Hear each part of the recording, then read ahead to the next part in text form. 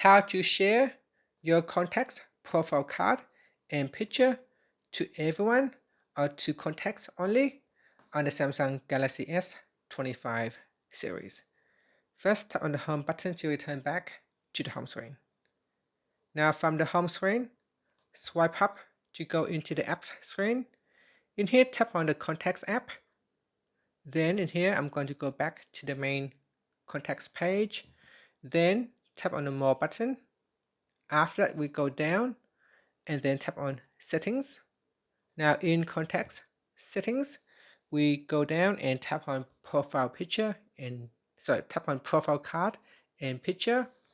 Then we go down here and tap on share with and select from the pop-up, choose everyone or share with contacts only. So choose who you want to share it with. You can share it with everybody or to your contacts only.